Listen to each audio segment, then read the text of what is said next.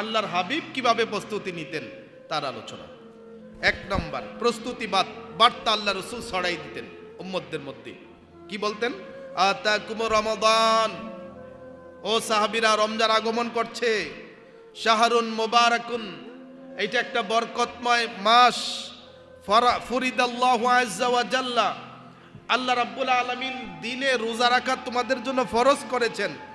তুফতাহু ফীহি আবওয়াবুস সামা, আকাশের দরজাগুলা খুলে দেওয়া হয়। ও তুগলাকু ফীহি আবওয়াবুল জাহিম, জাহান্নামের দরজাগুলা বন্ধ করে দেওয়া হয়। ও তুগাল্লু ফীহি মারদাতুশ শায়াতিন, শৃঙ্খলবদ্ধ করা হয় শয়তানকে।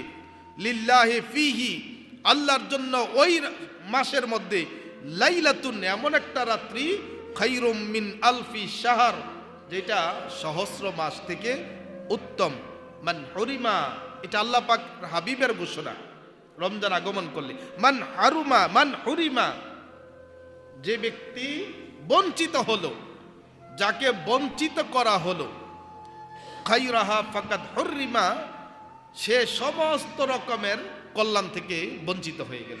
ওই লাইলাতুল কদর থেকে যে বঞ্চিত হলো, সে সমস্ত কল্যাণ থেকে বঞ্চিত হলো। এটা আল্লাহ রাসূল সাল্লাল্লাহু আলাইহি ওয়াসাল্লাম এভাবে তিনি ঘোষণা দিয়ে থাকেন। নির্বাচন এসেছে, মাইকিং হয়েছে, অ্যালাউন্স হয়েছে, যে কোনো পার্টি হোক তার পক্ষ থেকে যা বলার তাই বলেছেন আল্লাহ রসুল। রমজানের জন্য সেই নির্বাচনের মতো আমাদেরকে এভাবে আমরা এখান থেকেই আল্লাহ রসুল বার্তা দিচ্ছেন। প্রস্তুতি বাচ্চা, এমন এমন হবে, এমনটা হচ্ছে, সুতরাং তোমরা প্রস্তুতি গ্রহণ করো। আমাদেরকে প্রস্তুতি হতে আল্লাহ রসুল উদ্বুদ্ধ করছেন। সুনানে নাসাইর বর্ণনা।